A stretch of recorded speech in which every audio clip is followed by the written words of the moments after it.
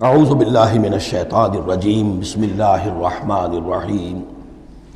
پھر حضرت ابراہیم کا تذکرہ آ رہا ہے۔ فما کان جواب قومہ، تو نہیں تھا کوئی جواب حضرت ابراہیم کی قوم کا، الا ان قالوا، سوائے اس کے کہ انہوں نے کہا اقتلوہ او حرقوہ، اس ابراہیم کو قتل کر دو یا اسے جلا دو۔ فانجاہ اللہ من النار، تو اللہ تعالیٰ نے انہیں نجات دی آگ سے۔ ان فی ذلک لآیات لقوم یؤمنون، اور یقیناً اس میں نشانیاں ہیں ان لوگوں کے لیے جو ایمان رکھتے ہیں۔ وقال انما اتخذتم من دون اللہ اوثانا مودۃ بینکم فی الحیاۃ الدنیا، اب یہ ہے جو بہت اہم جو بات ہے جو کہی ہے انہوں نے، اور انہوں نے کہا حضرت ابراہیم علیہ السلام نے کہ دیکھو تم نے جو یہ اللہ کے سوا بت بنا رکھے ہیں، انہیں پوجتے ہو، یہ بھی تم بھی جانتے ہو کہ ان کے پاس کچھ نہیں ہے، تم بھی جانتے ہو کہ ان کو کوئی اختیار حاصل نہیں ہے، تم بھی اور واقع ہو چکے میرے متنبع کرنے کے نتیجے میں تم آگاہ ہو چکے ہو کہ یہ تمہاری حماقت ہے، لیکن تم کیوں چمٹے ہوئے ہو؟ مودۃ بینکم فی الحیات الدنیا، دنیا کی زندگی میں تمہاری باہمی محبتیں جو ہے وہ چمٹا رہی ہیں۔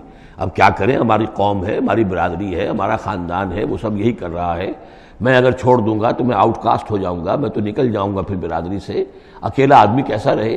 یہ چیزیں ہیں کہ جو انسان کو پھر جمع کر رکھتی ہیں۔ جیسے عصبیت کا ذکر آیا تھا پچھلی صورت میں کہ اب عصبیت نہیں ہونی چاہیے، اسی طریقے سے یہ عصبیت ہی نہیں بلکہ یہ کہ جتنے بھی رشتہ داریاں ہیں، دوستیاں ہیں، کاروبار ہیں، یہ معاملہ جو ہے کہ حق تم پر منکشف ہو چکا ہے، تم جان چکے ہو کہ یہ صرف کوئی شے نہیں ہے یہ تم کر رہے تھے، تمہارے آباء و اجداد نے جو رسمیں ڈالی ہوئی ہیں، اور تمہیں میں نے متنبع کر دیا ہے، تم نے اپنے جیوں میں جھانک کر دیکھ لیا ہے، اپنے گریبان میں جھانک کر دیکھ لیا ہے، اور تم پر یہ بات منکشف ہو چکی ہے کہ جو میں کہہ رہا ہوں وہ ٹھیک ہے، پھر بھی تم جو چمٹے ہوئے ہو اپنے اس نظام کے ساتھ، تو اس کا سبب صرف ایک ہے، وقال انما اتخذتم من دون اللہ اوثانا مودۃ بینکم فی الحیاۃ الدنیا، تمہاری باہمی محبتیں جو ہیں دنیا کی زندگی میں وہ تمہیں چمٹائے رہتی ہیں۔ یہی معاملہ ہے اس دنیا میں جب کوئی تحریک اٹھتی ہے اللہ کے دین کے کام کرنے کے لیے، اور بہت مخلص لوگ اس میں شامل ہوتے ہیں، محنت کرتے ہیں، کوشش کرتے ہیں۔ فرض کیجئے کسی شخص سے کوئی غلطی ہو گئی، کوئی غلط رخ مڑ گئی تحریک، اب وہ تحریک جو ہے وہ کافی عرصے کے بعد اس کے اثرات ظاہر ہوئے، اس کے نتائج جو ہے لوگوں کے سامنے آ رہے ہیں، محسوس بھی ہو جاتا ہے کہ یہ واقعتاً ہم کسی غلط راستے پر آ گئے ہیں، لیکن یہ کہ پھر وہ ایک عصبیت جماعتی ایسی پیدا ہو جاتی ہے کہ سب کچھ ماننے کے باوجود پھر اس جماعت کو چھوڑنے کو تیار نہیں ہوتے۔ ہماری دوستیاں ہیں، ہماری رشتہ داریاں ہیں، ہمارے کاروباری تعلقات ہیں، یا یہ کہ کچھ لوگوں کے تو اپنے مفادات بھی اس میں شامل ہو جاتے ہیں، اس لیے کہ کچھ عرصے کے بعد ہر جماعت جو ہے وہ ایک فرقہ بن جاتی ہے۔ جیسے کہ آپ کو معلوم ہے کہ اللہ تعالیٰ نے اس امت کے لیے جو ہے وہ 3 چیزوں کا بندوبست کیا ہے ختم نبوت کے خلا کو پر کرنے کے لیے۔ نبوت ختم ہو گئی محمد الرسول اللہ پر، تو جو خلا پیدا ہوا وہ 3 چیزوں سے پر ہوا۔ نمبر 1، قرآن کی حفاظت کا ذمہ اللہ نے لے لیا، جبکہ نہ تورات کا لیا تھا نہ انجیل کا لیا تھا۔ نمبر 2، ہر صدی میں مجددین کے اٹھانے کا اہتمام کر لیا، ایسے لوگ اٹھاتے رہے، نبی تو نہیں ہوں گے، وہی نہیں آئے گی، لیکن وہ دین کو تازہ کریں گے، دین کی حقیقی تعلیمات جو لوگ بھول چکے ہوں گے دوبارہ یاد دلائیں گے، دین کی اصل حقائق کی طرف متوجہ کریں گے۔ اور تیسرا یہ کہ ایک جماعت ضرور قائم رہے گی حق پر، لا تزال فی امتی طائفۃ قائمین علی الحق۔ اب ہوتا کیا ہے، ایک صدی میں کوئی ایک مجدد اٹھا، اس نے محنت کی، کوشش کی، جد و جہد کی، کچھ لوگ اس کے گرد آ گئے، جمع ہو گئے، اعوان و انصار ہو گئے، وہ ایک جماعت بن گئے۔ لیکن یہ کہ اگلی نسل میں کیا ہوگا، یہ لوگ جو آئے تھے اس کے ساتھ، یہ تو آئے تھے فیس ویلیو پر اس کو قبول کرنے کے، یہ دعوت صحیح ہے، لیکن ان کی اولاد اب اس لیے چمٹ رہی ہے کہ ہمارے والد تھے اس جماعت میں۔ اب یہ عصبیت کا ایک سلسلہ شروع ہوا۔ تیسری نسل میں آ کر پھر یہ ہو جاتا ہے اتنے عرصے میں اس جماعت کا ایک حلقہ بن گیا، اس کے آپس کے دوستیاں ہیں، تعلقات ہیں، لین دین بھی ہے، رشتہ داریاں بھی ہو گئی ہیں، لہذا وہ ایک فرقے کی شکل اختیار کر لیتے ہیں۔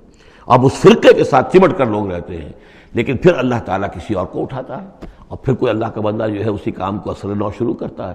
یہی ہوتا آیا ہے، اسی لیے ہر صدی میں مجددین، اس لیے کہ تیسری نسل میں آ کر دعوت جو ہے وہ لازماً اس کے اندر خرابی پیدا ہو جاتی ہے۔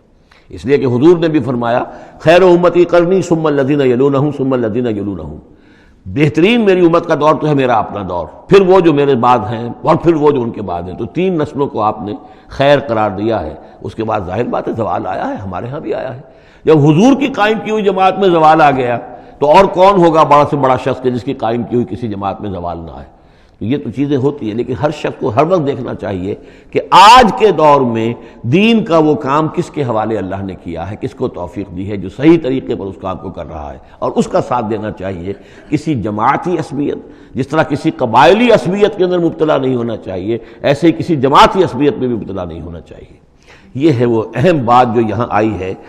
قال انما اتخذتم من دون الله اوثانا مودۃ بینکم فی الحیاۃ الدنیا ثم یوم القیامۃ یکفر بعضکم بعضا ببعض، پھر قیامت کے تم ایک دوسرے کا انکار کرو گے، تم ابھی تو بڑی دوستیاں ہیں، بڑا گٹھ جوڑ ہے، وَيَلْعَنُ بَعْضُكُمْ بعضا، اور تم میں سے بعض دوسروں کو لعنت کریں گے، وَمَأْوَاكُمُ النَّارُ، اور تم سب کا ٹھکانہ ہوگی آگ، وَمَا لَكُم مِّن نَاصِرِينَ، اور نہیں ہوگا کوئی تمہارے لیے مدد کرنے والے۔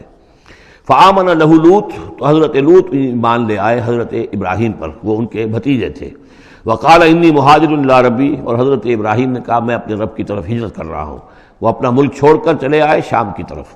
قرآن مجید میں کہیں بھی پھر اس کے بعد یہ تذکرہ نہیں ملتا کہ ان کی قوم کا کیا حشر ہوا، پیچھے ان کو ہلاک کیا گیا، کیا ہوا، واللہ عالم۔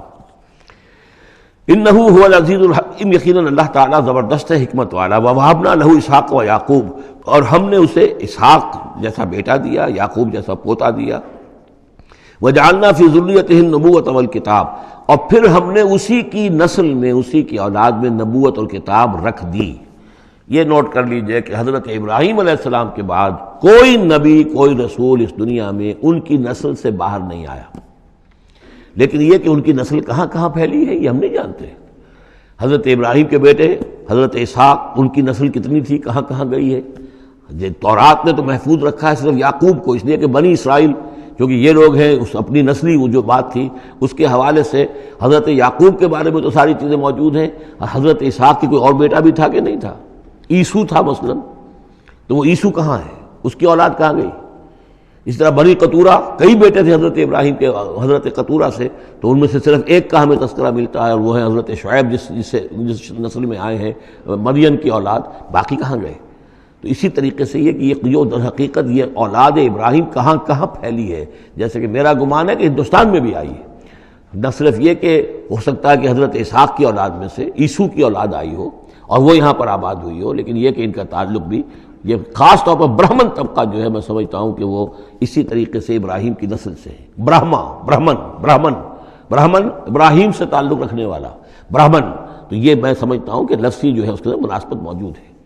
واللہ عالم، یقین سے ہم نہیں کہہ سکتے، الا یہ کہ کوئی شخص ہسٹری کا اس کو اپنا ریسرچ کا موضوع بنائے، بڑا عالم ہو، وہ لائبریریاں جو ہیں کھنگالے اور پرانی تاریخیں دیکھے، شاید۔